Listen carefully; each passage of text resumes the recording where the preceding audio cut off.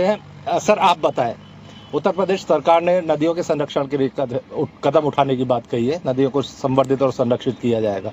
कैसा कदम मानते हैं और क्या कुछ लगता है इससे पहले भी योजनाएं आई हैं तो धरातल पे क्या काम हुआ है?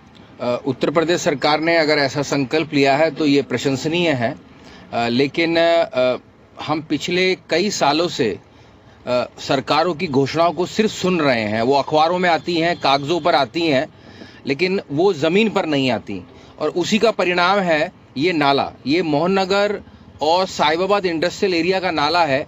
और सरकारों ने वर्षों पहले ही घोषणा करी थी कि हर नाले पर एक जाली लगेगी, लेकिन इस नाले पे आपने देखा कोई जाली भी नहीं है और पूरे गाजियाबाद शहर का प्लास्टिक यहाँ आके इकट्ठा हो गया है। हम इस वक्त एक प्लास्टिक के पहाड़ के ऊपर खड़े हुए हैं जहाँ पर हम हैं।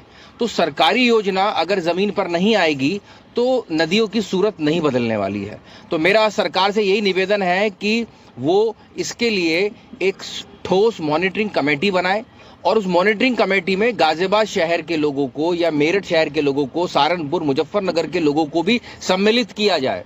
अगर केवल वो सरकारी कमेटी होगी तो वो फिर कागजों में ही रह जाएगी और उससे कोई परिणाम हमें नहीं मिलने वाला। क्या कुछ लगता है कि मतलब जो एक नाले की बात कही जाती है कि हिंडन अब एक नाले का रूप ले चुकी है, क्या लगता है नदी है?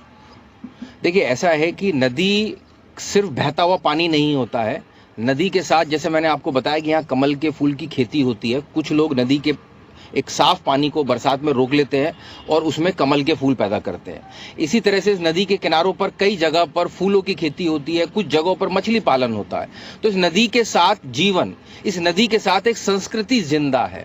आज भी लोगों के मन में एक विश्वास है, आस्था है। पिछली साल बाढ़ आई तो लोगों को 20-30 साल के बाद साफ पानी देखने के लिए मिला, उन्हें नदी का वास्तविक स्वरूप देखने के लिए मिला। जो भी कदम उठाए जाएं वो धरातल पर दिखाई दे, और ऐसा लोग उम्मीद भी करते हुए नजर आ रहे हैं कि अगर सरकार ने ये निर्णय लिया है तो ये स्वागत योग्य है और ऐसे में इसका असर जमीन पर देखने को जरूर मिलेगा।